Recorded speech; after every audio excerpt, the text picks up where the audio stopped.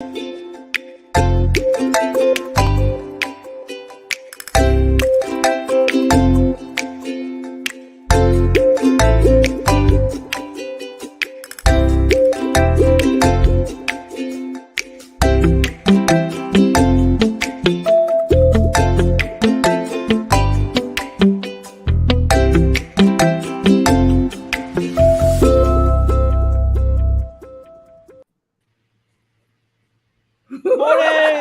I got food. That looks healthy. Yes, Healthy I'm for eating a healthy change. food. Wow. Yeah, and it fell on my computer, so I have to clean it.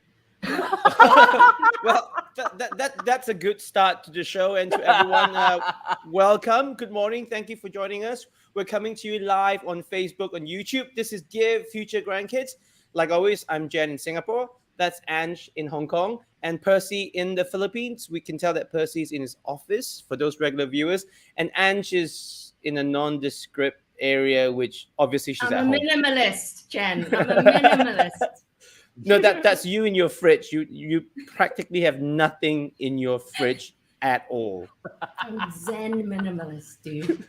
Yes.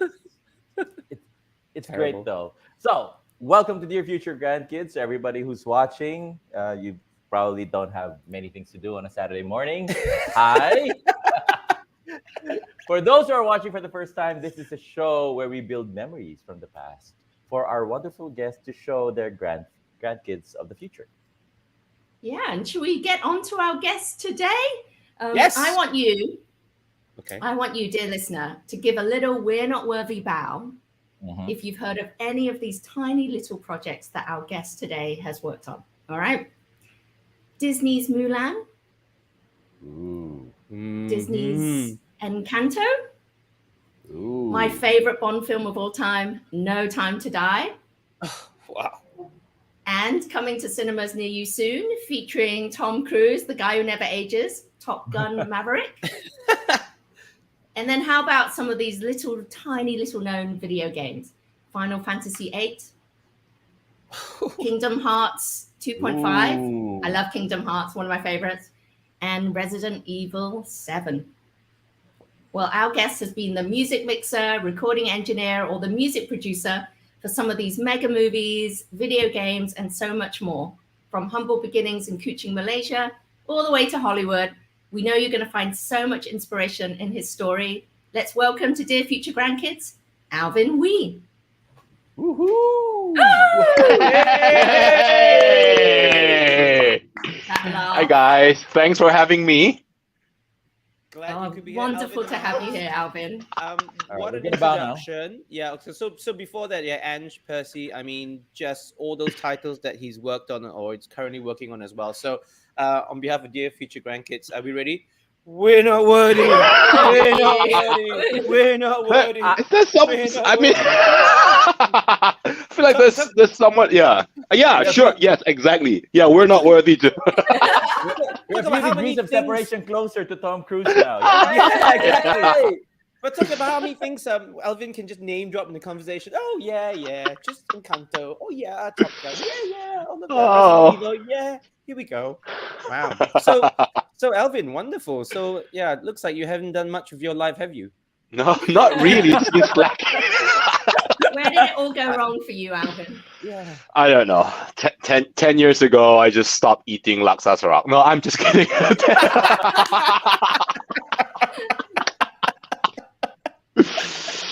Yeah, no, it's been great. It's been a good, incredible journey, and I don't know how I got here, but I just kind of just forged forward, and here we are, and we're now chatting live on YouTube and on Facebook. So it's definitely fun. Alvin, I have to ask that question. And I'm in the industry, but I have to ask it anyway because you need to clarify. What does a music mixer score mixer and recording engineer do? Yes, Okay. I don't know. No, very, very simple. So there's a composer, right? The composer writes the music either on paper or on these days they're on computers and all that. They they write. I explain what film music is when the big guy walks in and you have a tuba go boom boom boom, boom, and then you have like a skinny guy that walks in, then it's like a small pickle go, "Boo!" Right? So then if you have like multiple things happening in the scene, you have to kind of underscore that emotion with music. And so sometimes that music can be written on paper, and sometimes that's written on computers, and then sometimes it gets recorded as well. So at the end of the day, someone has to put all this music together after the composer has written it, and like yourself as a director, you get it approved. Then they're like, okay, let's go record it. Either we'll go to a what they call a scoring stage, where you get a big 80-piece, 50-piece orchestra or whatever. You get them in, or a big, a band, or like sometimes it's like a choir. And then once you record that, then you have like all this, additional, let's say, computer program elements, and you want to combine all of that so that they all work as a piece of music. Then I come in, where I would take, like, let's say for Inception, you have the right? You have that big like bellow or whatever. So that doesn't come from one sound. It comes from like multiple sound sources. And it's I guess I kind of have a passion of like helping people realize their vision and translate that for the listener. And obviously in a film, because I don't do the dialogue or any of these sound effects, I just strictly do music. Once I'm done combining or mixing, recording, and sometimes producing it, I then print it out and send it off to where the director sits with another mixer who mixes the dialogue and sound effects and the music. And so I work in a studio. This is kind of my space, and I don't know if I can show you, but like I have faders here. Yeah. And so so I just basically do this, and like, everyone asks, what's your instrument? And I always joke, I play the keyboard and the mouse, like that's kind of where so that's basically it. And that's on the music front, on the score mixing front. That's basically what I do. It's a combination, rapping, and like the presentation of a music, making sure that it's very well represented as how the composer intended it. So when your mum or your cousins go, "Oh, this is cousin Alvin," how do they introduce you? What do they say?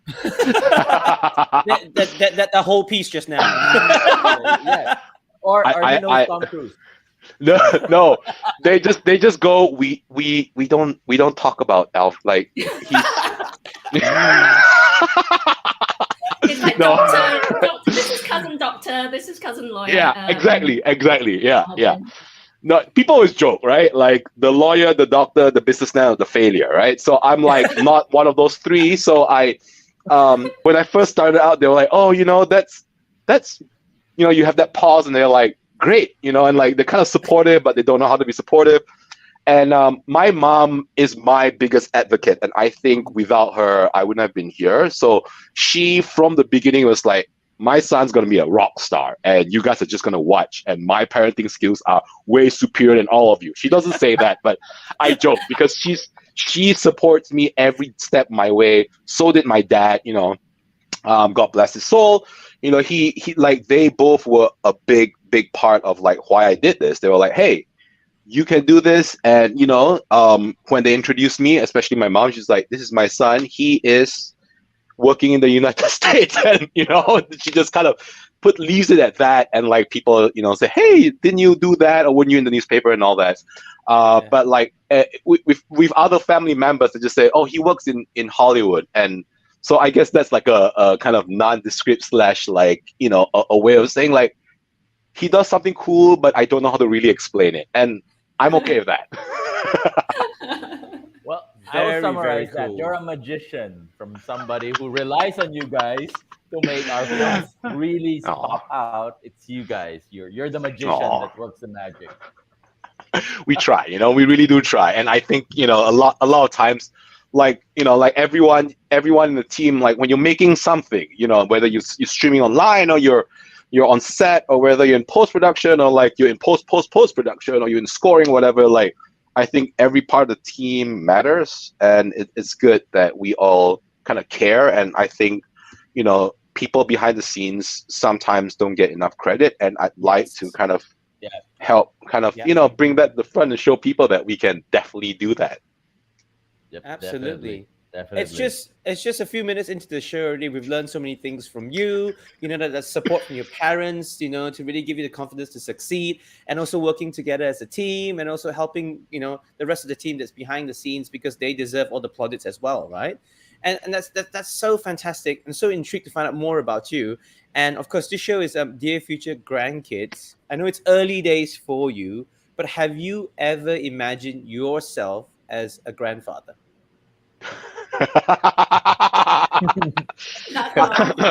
I laugh because kind of ish when I used to have the giant beard, I was like, oh, I'll be like granddaddy, and at the same time, I've been so career focused in my life, or at least kind of like trying to find my footing in this industry and trying to kind of build a life and build some sort of direction and do this as something where I can say like, hey, like I can do this and make a living off it.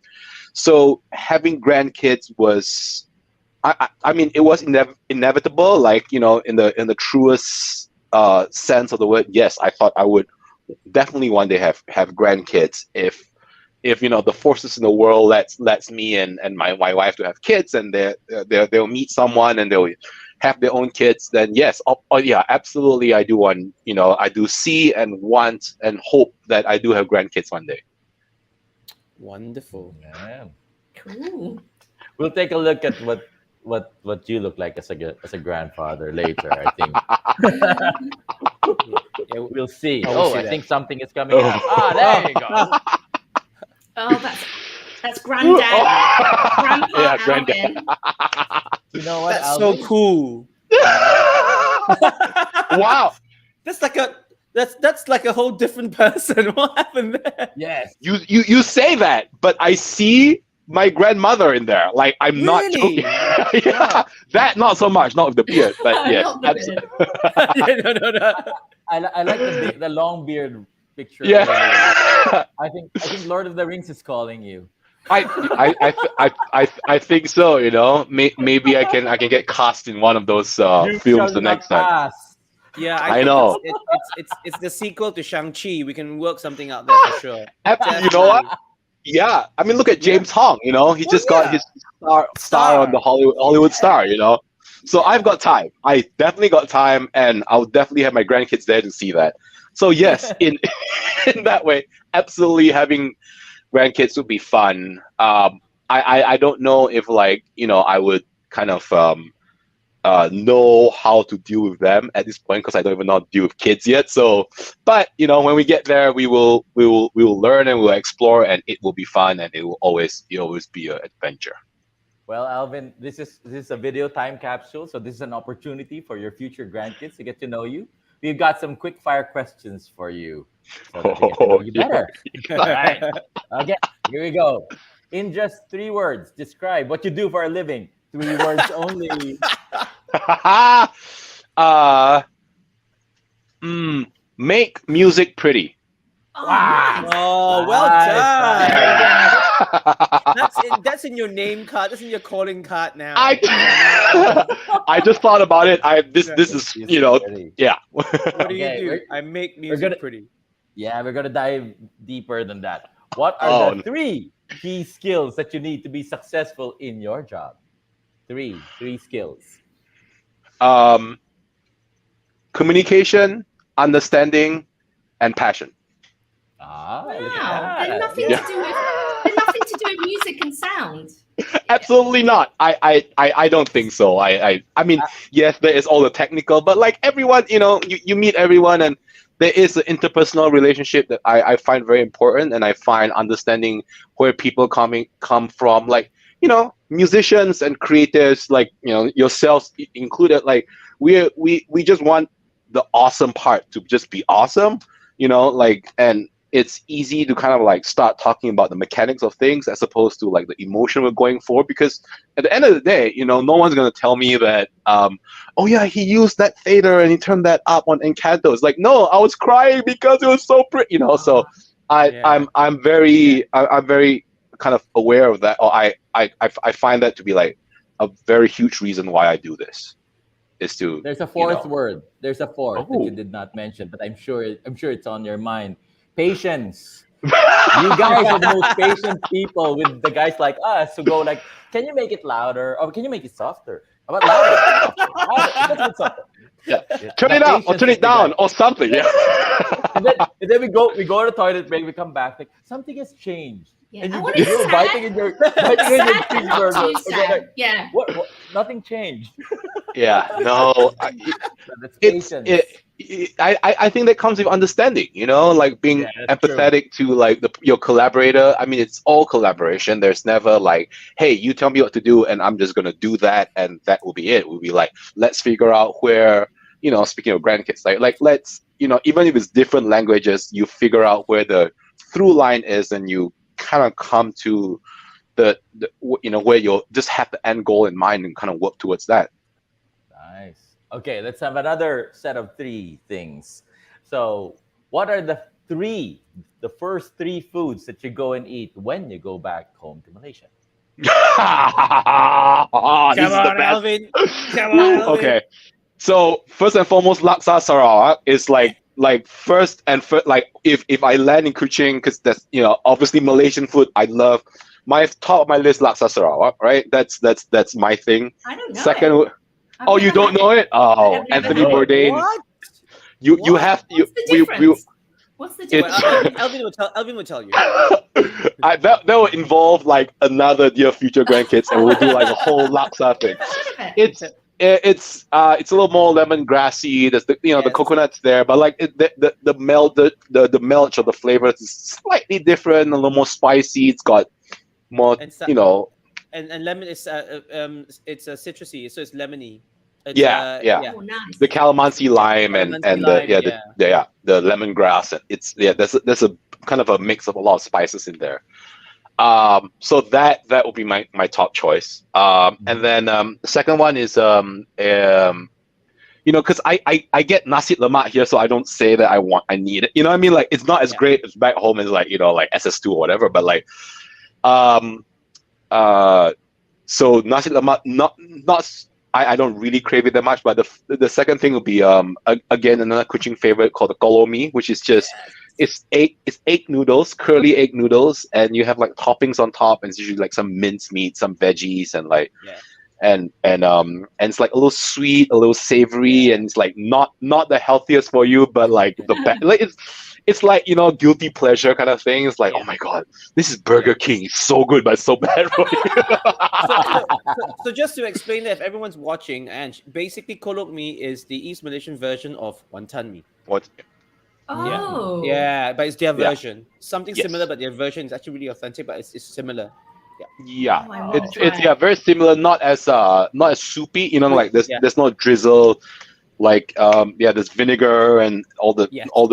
traditional Malaysian kind of dressings on it, and then the kind of pieces of meat on top, and then that's Yeah, usually like I crave. I think the secret is lard in it. I'm not very Correct. sure. Yeah, That's and always so the it's like secret, right? yeah. And that's number two, and actually you know what? Now that you guys mention it, number three. I don't know. Because I got like those two are like my no. Okay, to be fair, roti canai will be my third. Like you can't get good roti canai anywhere in this part of the world. I'm sorry. Maybe in the UK I know they have like very pretty decent one, but in LA, finally enough you get a lot of good food. But Malaysian's not one of them. They even have great Singaporean food. But when it comes to Malaysian food, actually, there's one that just opened up. So they have good, like what they call the Ipoh chicken rice, I believe. So they have that. Yeah. But roti canai, that will be my third on the list. And of course, it's going to cost like 10 times more than you can ever get it in Yeah. Beijing, right? That's the thing as well. Oh, yes. Especially like the coconut water here. It's especially in LA where everyone's very conscious about their yoga and their kind of fitness journey and all that. So coconut is like 10 times more expensive. Yeah. And I have a Malaysian friend here. He comes to me. He's like, bro, I cannot have coconut here. It's just like it's 2 ringgit back home, and over here it's like a completely different thing. So for him it's coconut, but if I had a fourth one, it would be coconut water. Oh, that's so Because funny. it is very good back home. Oh, You, nice. you know, Alvin, you know, you're a sound guy, but your laugh is just all the comments that we're getting. S Nicholas Yes. says, Alvin is such a Yeah. happy guy. Can we be friends here? Yeah. Yes. Alvin's Alvin laughter sounds is like so a contagious. Alvin sounds like a cartoon character. Can he double as Oh a my voice? goodness. Everyone is commenting on that laugh of yours, that energy of yours. It's so funny. I tell you, it's- it's gonna happen. You know- well, okay. Do we have a Alvin's quick gonna time be a for a story? Shang-Chi. yeah. I know. Of course we have. So, speaking of my laughter, I mean, very proud of it. Thank you very much for the comments. And I've kind of been made aware about my laughter since like, a while back.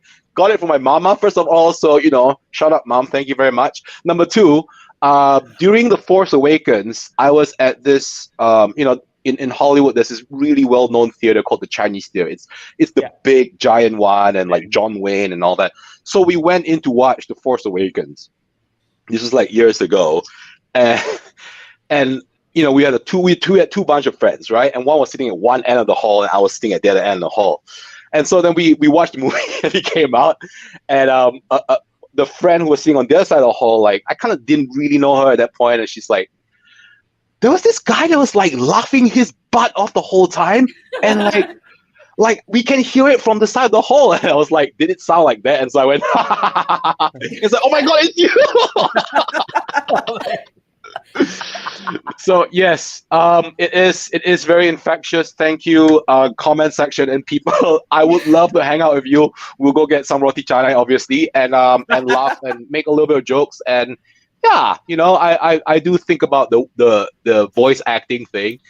I just I just at this point don't have the time to be honest. Like, I'm trying to like at least do a little bit of balance of like life right now, and having time off and taking time to make sure I have time for family, and speaking about grandkids, you want to be able to have time to spend time with your wife and stuff like that. So I'm taking time off for a bit just to take a chill pill, and then when things start ramping back up, I'm like well rested and ready to go. Nice. Well, I know you've been busy on one particular project, and there's probably not a lot you can say at this point, but what can you tell us about Top Gun Maverick? Lady Gaga's song is awesome, first of all. So I don't know if you guys heard it. I would say go listen to it. It's like the music's incredible. The musicians on it are just top notch. So you're gonna get I'll be honest, I haven't actually finished watching the film because like I wasn't at what they call the final mix, which is again dialogue, sound effects, and all that. Yeah. And they did this thing called it's Dolby Atmos, and it was like kind of the height of COVID, so I didn't have the chance to go in and all that. And so like what I can tell you is the music's incredible, and the way they did it was just a whole different level of like musicianship, because it was hard to get everyone in the room, so recording was like, okay, I was getting files from everywhere, and so like London would send me things, and Australia would send me things, and then I'll get something from like Vegas, and I'll get something from here and all that, and so it was my job to kind of like funnel it together and then send it off to the other mixers and stuff like that. So because I didn't get to kind of enjoy the film, and it was a lot of kind of management at that point. I can't really speak to it. I'm excited to watch. I've got my tickets again. Chinese theater on the 27th of May. I'm gonna go watch it myself. So I'm just as in the dark as you guys are. Oh, And you're going to be the guy to be ejected as well. Who's the one laughing again? Yeah. What's this? The jets are flying. Why is there laughter? Why is it louder than the jets? Too funny. Now, out of all the blockbuster movies you've worked on, and there is a lot, is there one scene that you could tell someone who's a really average, completely know nothing about sound, normal movie viewer, that you tell us to listen to really carefully again because of the particulars of the music mix or the sound design? And what scene would that be? What movie and why? That's a very good question. Rather than kind of whew, that's there's a lot to pull from, obviously because of kind of my personal thing. But I would say if you listen to I'll talk about Encanto because obviously means a lot to me and I really loved it and I put a lot of heart and soul into it. So the scene in Antonio's room where he goes in and there's this before that the birds start flying in overhead because he gets his gift and they were like, oh my god, is he gonna get his gift and whatever, and then the birds fly in and then the flute comes in and then they go in. If you go pay, I don't know if you can hear this in the TV version because all the mixes on that, whether you're on Disney Plus, whether you're on if it's on other streaming platforms or if you're watching a satellite or it's in movies, they're all bespoke mixes. Disney does a great job of doing that.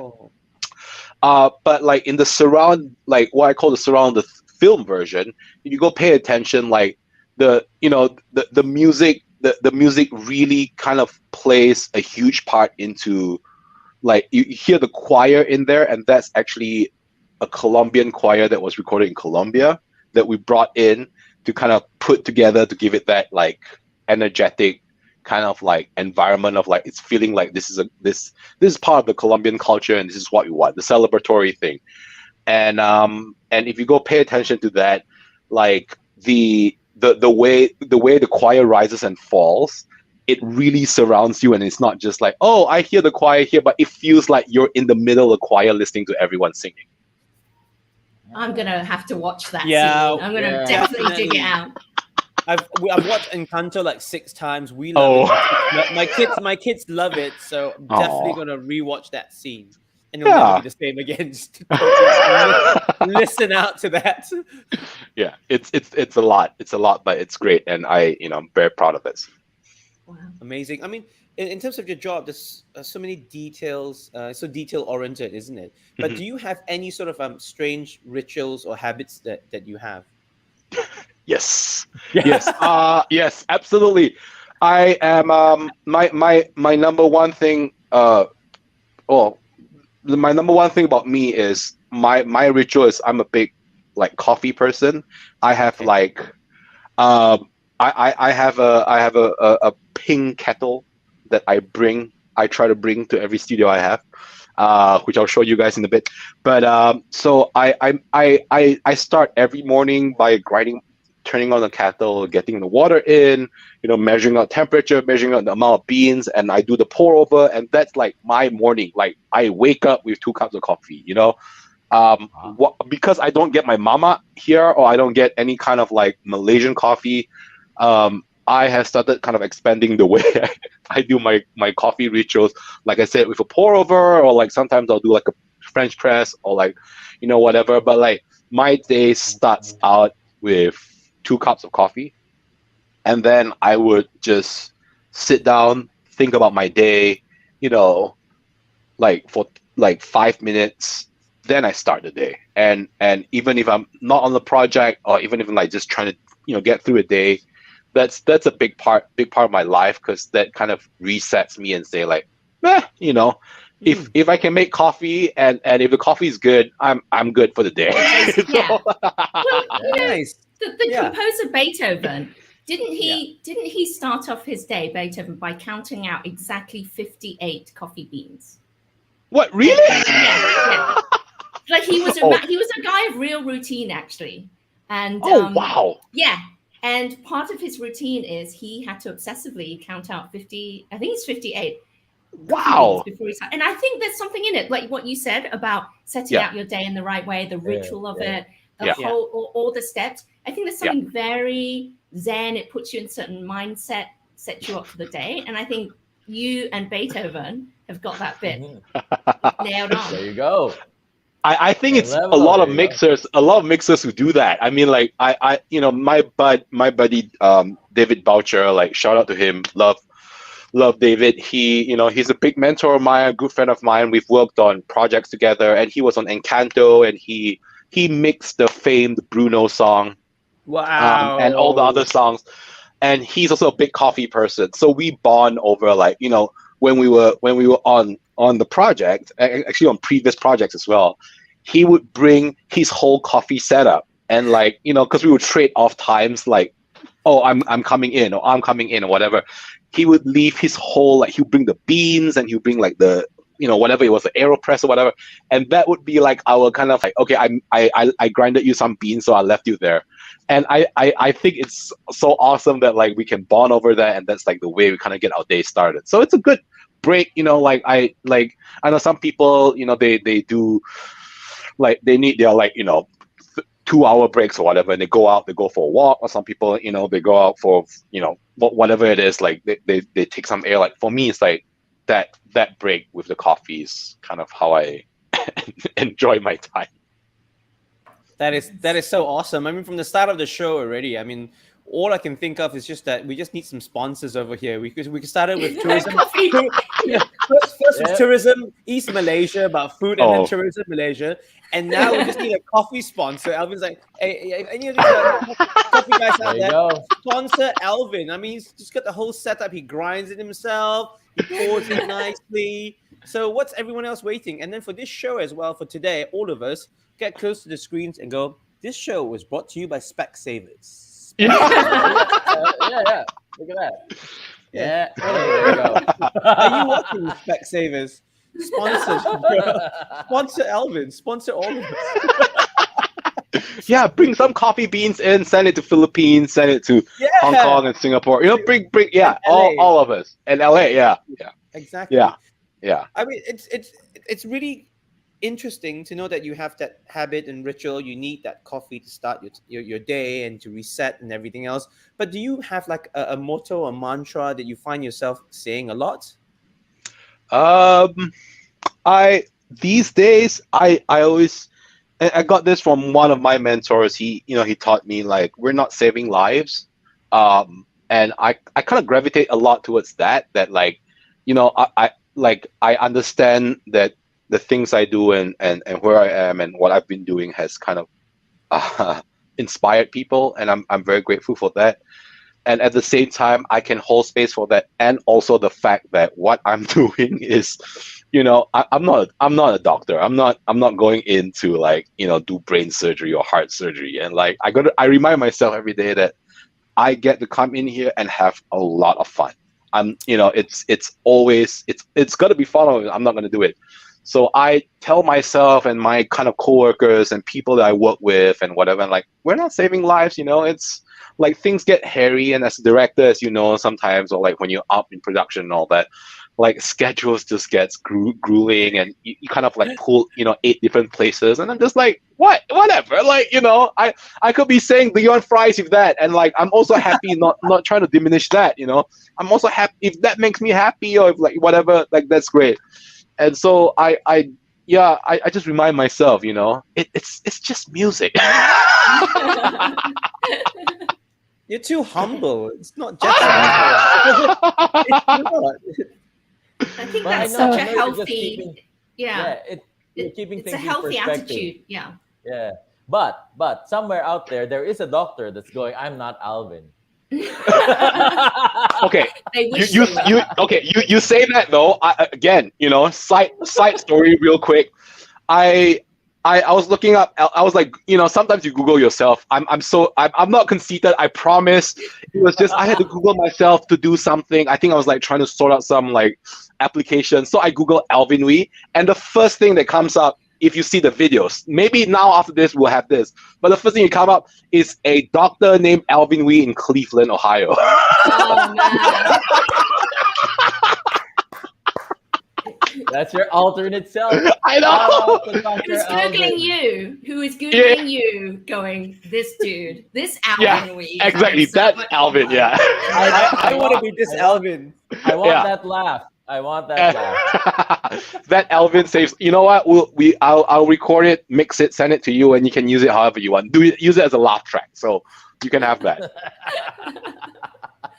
Hey, Alvin, Yes. now we want you to. I think I have a feeling I might know what one of these objects may Yeah. be, but what we want you to do now is get up, go fetch 2 items from either your career or your travels that have a special place in either your heart or in your salivary glands. Okay, I'll be very quickly. It's just right next door, so I'm gonna grab it. All right, well, There's 2 things. I'm gonna comment on some of the comments. Thank you.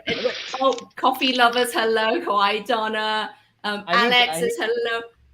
I need Angeline, to do a shout it's- out to a certain Oh, yeah, kid. Oh yes. His name is Waki, and he's watching the show right now. Hey, Waki. Oh, That's Hey, my son. Hi, Wacky. Yeah, That's Percy's and eldest, right? And that's Oh. my other son, that's Rebo, gravitating towards Alvin. There you go. Oh. So you're playing this live of them watching live. Oh, Yes. I know. There's a loop. There's a loop somewhere there. Going That'll on be here. cool, you know. What's going on? Mind blowing. Okay, show and tell time, Alvin. Well, because I have now, you know, I have a studio that I work out of. You know, I this place I've kind of done up, and I enjoy this spot, but I also make coffee at home. So I brought my pink kettle, and it's neon Ooh. pink. I mean, the Ooh. light, you know, isn't showing it, but it is neon pink. We love pink. Millennial pink. I think pink is my favorite Millennial color. Like I'm very proud to be the pink ambassador for. Like everyone should wear pink. If you don't wear Yes. pink, like you should man up and wear pink. That's all I'm saying. You know, it's a beautiful color. I love it. Everything in my studio, as you can tell, is like brown and like like it's very woody color, and it's just one bright pink thing. And I walk in, I see it every day, and I'm like, it just makes me happy. Makes me really, really happy. And yeah, so that's my kettle. I have an identical one at home. It's the only one I use. Not gonna name drop anyone since we're not sponsored. #help here. But but yes, exactly. I use it to water my plants. I have plants. I have my plants in my studio that I give them names, and I talk to them, and again, speaking of rituals, that's my new ritual, is to talk to my plants, water them, plants say have hi to them. names. Yes, Your plants Caroline's have at the names. back. Ziggy is the one you see far back there, and then like there's a couple. Yeah, and there's Bob and Gary on the bottom. So we have a few here. This is a and I guy who know- spends a lot of time alone in a Yes, in a digital dark room. you have to understand, working alone in a dark room. Yeah, better than talking to the walls, I guess. I don't know. I mean, I hear it's good to have names for your plants. So I was like, sure, rather than talk to my mouse and my keyboard, I talk to my plant, and it seems to work. I don't know if it does, but it helps give me the tropical vibe of being back in Malaysia. It reminds me of home a lot. It reminds me that I grew up in a living jungle, and like studios tend to be a little bit like it feels a little very office and very official, and like being Malaysians, we are very welcoming, we're very embracing of people, and I think my space should be very reflective of that, and that's what I'm trying to do. And I think it's slowly happening. Or maybe I'm just going crazy. That's why I'm talking to my plants, and here we are. No, that's good. And So, yeah. take note. Angeline and Kawaii Don are asking how your plants are. And just taking care of plants, and she's not very successful at Yeah. Oh really? Oh I'm gonna start no. talking No. to them. Do not let her near your plants. Yeah. You be talking to plant corpses after that. Oh, I'm learning as well, so it's all right. My friend has like 10 orchids, and she tells me what to do. So, Elisa, if you're listening, you're the master there. But so yeah, that's my plants and my favorite kettle that I water everyone with. It's great because it has a nice spout, and I get to you can direct the water and all that, and it's easy to use. So that's number one, kettle. And then the other thing that I wanted to show is I have this like very old guitar. Like speaking of travels, right? this old guitar was when I was in Malaysia and I was like playing in bands, and I still use it on my productions and stuff. I use it on every song that I produce. I use this guitar, um, uh, and not for any other reason, even though it sounds good. Other than that, is because it has sentimental value to me. Oh, My wow. grandmother bought it for me. Oh, She was like, my late grandmother. She when she didn't understand, or like, people get old and all that. Like she didn't understand what I was doing, but she was like, as in like, this music thing, he's probably like going through a phase kind of thing. And she was like, I will support you by buying you your like first actual guitar. Like I don't know how it kind of translated in the way she said it, but like she's saying like, I want to support you, like, so I'll buy you your first guitar. And so I've kept this guitar for like 15 years now, like, even after she passed and all that. Like, it was in Malaysia, so I brought it out to LA. I keep it here, and if I play anything, it's the first thing I reach for. If I'm here and like someone asks me to play some guitar, this is the guitar I reach for. I truly enjoy playing it. I should give it more care, but I try to as much as I can. And it sits here in my studio, and people come in, they're like, oh, this looks really good, and then they plug it in, it's like, oh, this sounds really good, and I'm like, it does. It's also, in the vintage guitar market, it holds some value apparently. It was manufactured in 1966, so vintage guitar players out there, I'm talking about. It's a Fender Stratocaster. And typically, like, this part, it's called the headstock, it's usually a little smaller, but this was a bigger. So it's black. I didn't do that on purpose. Like, it came black, and I was like, oh, it kind of looks like John Mayer's guitar, and it's like, fine, I'm not John Mayer, I'll never be, but like, I'm like, cool, color or not, I wish it was pink, but maybe one day I would respray it pink, but as of now, I love it. I love the paint, I love everything about it. It works really well. It's very well in tune in terms of like taking care of like the electronics and like the wood and all that, and it works very well with LA weather, so the wood doesn't warp and all that. So this is my other thing that, like, I take in my travels, and it reminds me a lot of things that I keep usually just kind of reminds me of home, and I think that's kind of the for a show that's called Dear Future Grandkids, right? For you to pull something up that is clearly your grandmother's love in guitar-shaped form, right? It just means so much. That's just so special. Yeah. Every way. Yeah. It's beautiful. Well, okay. You actually made us well up a bit there with that story. No, but it is a beautiful gesture. I mean, just shows how much parents and grandparents can show their support. It doesn't have to be in words. Like that one, you just look at it when you're down. When you're doubting yourself, you just look at your guitar and you're on the right track. Yeah. Yeah. It is. Cue the tears. I know, cue the tears, right? We need some music underneath this. But again, if you only knew people. Yeah. You got a few minutes spare? Yeah. Sure. Let me take out my keyboard, and we'll put something up. No, but you're right. Yeah. Sorry. Go on. Yeah. No. I mean, instead of getting your keyboard, we're gonna ask you to do one thing, which is to get your phone. Okay. Aha. I have my phone right here, and Nice. that's Leia. That's my wife. But I'm gonna unlock it. Yeah. There What's you up? go. What can I do with your phone? Okay. What we need you to do is go to your contacts and pick someone special in your life. You don't have to tell us who, and leave a meaningful voice message. It sounds really nice and noble and fuzzy, but we're just really good at eavesdropping on this show. Okay. So yeah, just leave a voice message to someone special in your life. Oh, okay. Let's see. It can be any messaging service, right? So it doesn't have to be specifically. Yeah. Yeah. Oh, okay. Okay. As long as that person gets the voice message and we can hear it, that's fine. Okay. Well, Actually, I know the perfect person. Let's see. Okay. Okay. Um, do I need to say his name or like I Well, don't? it's up to you. Up to you. It's up to you. It's up to you. Okay. Up to you. Okay. I'm just gonna record this. All right. Okay. Hey Sam, it's Alvin. Just randomly thought of you, and hope you're doing well.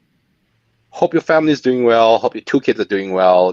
I know we haven't chatted for a bit, but yeah, I just thought, whenever you have time, just shoot me a text or just give me a call, and I feel like we should catch up. And I know Australia is very, very, busy for you right now, and I hope everything's well, and love to you and your family and your mom and dad and the rest of your family. Cheers, dude. Nice. There we go. That is such a dude's way of It sending is a- love and care. It's a dude Yeah. message, but what a lovely message to get as well. I mean, so Yeah. who's Sam? I mean, Oh, Sam is he was a very close friend of mine.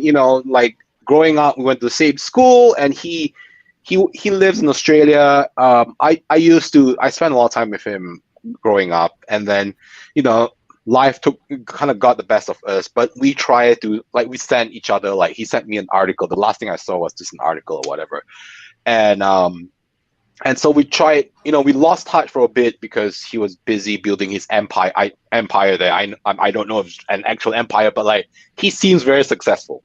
He's an architect. He's doing very well. He has a family there. He married some lovely lady. They have two kids, and they live in Melbourne, I think.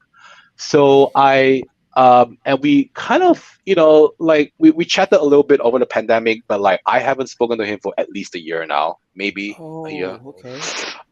So I'm like, I should reach out to him because we were close. Sometimes we would spend like Chinese New Year Eve together. Like, I would do like the family thing, like you do the reunion and all that, and then I'll go over to his place and like enjoy some visual aerial color explosions in the sky. And so he was a big like part of me growing up, and very pivotal part in my childhood. So just thought of him, and I think he's one person to kind of say hi to. We'll see if he replies, but I don't know what the time difference is in Australia. So He probably thinks, oh, man, Alvin needs some money. No, he's gonna go. Alvin needs a job. Alvin needs a job. Why? Needs a job. Why is he sucking up right now? Yeah. Yeah. Alvin Oh, needs a and he job. played in my band, so we were bandmates as well. That's Oh, the other thing. cool. Oh, no bonding like bandmates, right? There's no Yeah. bonding like it. Yeah. That's so great. I bet you he was a drummer, right? Yeah. Yeah, exactly. Wow. No way. Wow, right on it. Exactly. Yeah, he was a drummer. Yeah. So They the always psychology of want to bandmates, be right? they always want to be the lead singer. You see, that's why he's building his empire now, because he wasn't the front man in the band. He is a heartbreaker. I'll give him that. He really is. He's a heartbreaker. So like, as in, he is very good. Not shabby looking at all, and so I don't think he had any issue not being the front man. Let's just put it that way.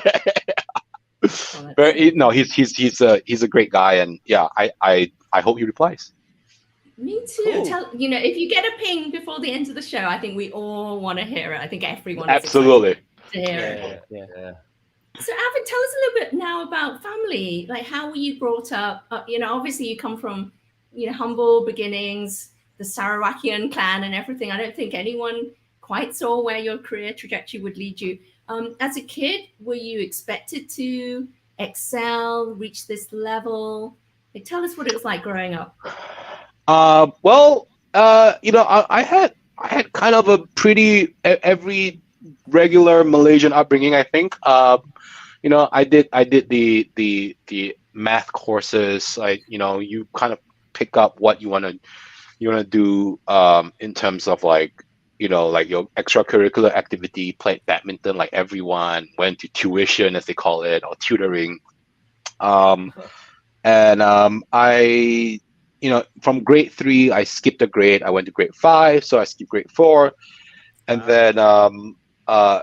then you know, like all throughout, there was a lot of emphasis just on the upbringing in Malaysia in general, right? There's all this academic kind of emphasis on academic stuff, but at the same time, my mom was like, you should study music. You should go play your piano and go learn guitar and all that. And then, when I was 12, I wanted to be a rock star. Like I wanted to be the guy who's like in front and like doing the lead guitar solo and stuff.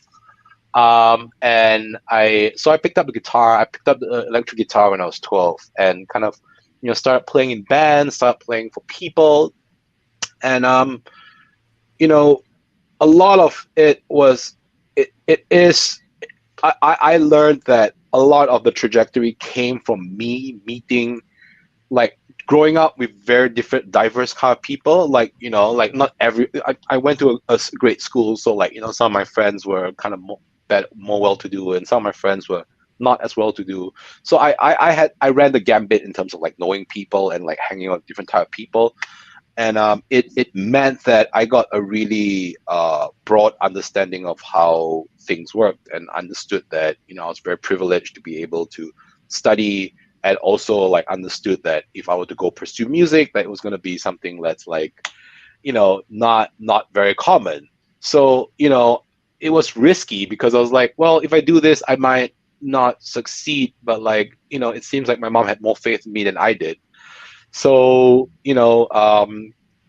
like high school was great. I learned a lot in school, and I was doing night classes at the same time, Wow. and I kind of and I worked a whole different career before that, and was in like computer programming. So I joke that I traded one dark room for another. But One keyboard, one mouse. I know, for a- one Yeah. keyboard, one mouse for another, and yeah, I tried. No, I finished that. I finished that kind of class and course, and it was in the college there, and dad got sick, so I spent time with him, and then when he left us and he crossed over, I was like, you know what, like life's too short. Like I don't want to be sitting in a dark room forever. Mm. Who knew that years later I'll be doing the exact same thing, but with the exception that I do music now, and it's a little cooler, it's a little more fun, and makes less money. So maybe I didn't make the right move. But you got Uh, coffee. You're happy. I got coffee. I got my mental health days. I get my balance. I get to sleep at 2:30 in the afternoon. How many people say they can do that? I don't have a 9 to 5. I'm very happy about it. Maybe like I know some people work at Facebook and they're like, yeah, I go in at midnight. I'm like, what, really? And they're like, yeah. But no, I joke. But yes, growing up has been kind of fairly normal. Like there was an adjustment kind of when I skipped the grade, like kind of new classmates, and when you're young, and when people there prioritize the kind of doctor, lawyer. Like if you say you're gonna be a philosopher, they're like, what the hell is that? Like, how are you gonna, So like obviously there's a little bit of that to kind of grapple with as well as you grow up.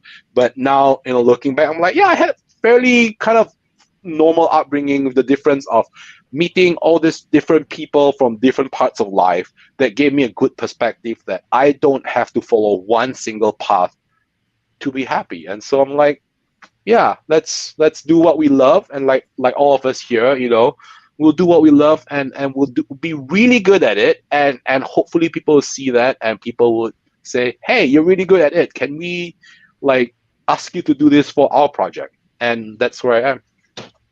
Nice. Very inspiring. That's really Wow, incredible. Yeah. You were left speechless there. We want to grow up to be Alvin. Oh.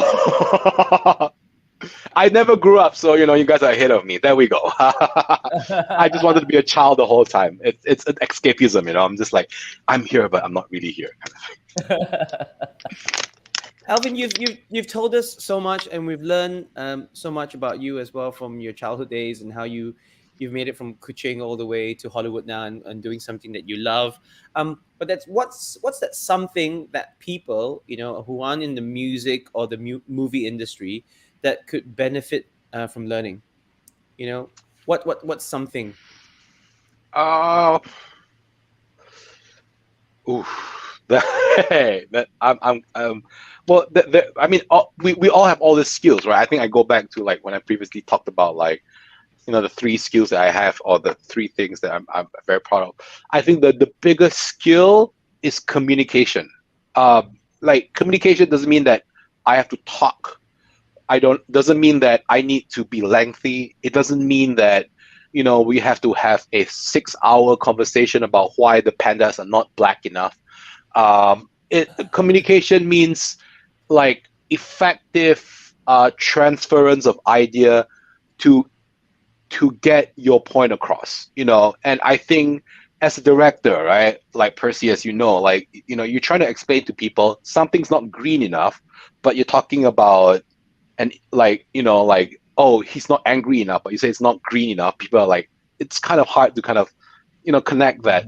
So I think like being able to articulate yourself, being able to explain and convey the idea you want to whoever you're talking to is one of the biggest skills that I've learned, and am employing right now, and am learning to continually be better at, because it helps in every aspect. It helps in your relationship, it helps with your family, it helps with when you every part of the world. Like communication is hard, it's difficult for me, and communication doesn't have to be words, right? Because like sometimes like 98% of what you say is not words. And so like understanding what people are saying with their body language, understanding how people are reacting to what you're saying, or like understanding that some people laugh because they're uncomfortable. Not saying that I am, but like and understanding like all this, like reading visual, non-visual cues, understanding all that, and like kind of having a room, and as they say, like kind of reading the temperature of a room, things like that. I think it translates from the boardroom to the cutting room to the mix room to whatever room you're in, and it's served me well, and I implore and I encourage everyone to do the same. You know what, Alvin? I think what I get from you, it strikes me now, is that your job is a very complicated job to explain, even to people in our industry, right? I know, because when I talk to you guys and I try to, okay, it has to be like this, like that, it's all very vague, right? But one Yeah. thing that comes across is that when you're talking with so much passion like you are, and so much compassion like you are too, then that's communication already. It's like for me as a director, if I talk to somebody like you and we work on something, I'm actually quite confident passing on the baton to you, so to speak, and passing to you the work, if I feel that you're just as passionate about it as I am. And the words are not even necessary, because I see it. I see the excitement, and I think that's the important takeaway here that you're saying, is that you communicate not just with words, but with the energy that you give Yeah. out. The passion and the compassion that you give out, and that speaks wonders already. Yeah, it's both verbal and nonverbal, I think, and you said it correct. You said it well. And that's why you're the director, and I'm just you're listening. You're the laughing guy. I know, yeah. I just laugh. I just laugh, and you typically it works very well, and everyone seems to work. So that's my secret. I think everyone's figured me out. He just laughs, and everyone feels like it's okay, so everything's done. I'm like, kind of, and then like at the back, I used to joke that like I could have like like the building burning at the back, and I'll still kind of pay attention to you and like make you feel like you're the only person that matters, kind of thing. And it's not like a like whatever, but like it is communication. I think it's that huge part of just like I can talk to you and just do that. Alvin, can I need that track. Can you send it back to me by Tuesday? Tuesday. Yeah, yeah, That can go two ways, that laugh. yeah. I know. Yeah. Exactly. Yeah, exactly. Yeah, exactly. Do you like my film, Alvin? Do you think my film's any good? Oh man. Oh my goodness. Exactly. So, not it doesn't work on every film, but I try to get away with it as much as I can. You do it with such sincerity, and that's what counts, right? That's the Oh, point. thank you. Thank you. Exactly. Alvin, I mean, we've had so much fun today, and thank you so much for spending time with us today, building this video time capsule. Even though 45 minutes of it is just of you laughing, but that is definitely the soundtrack of your life.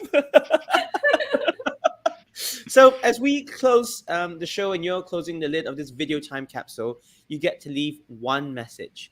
So what do you want to say to your future grandkids? Well, dear future grandkids,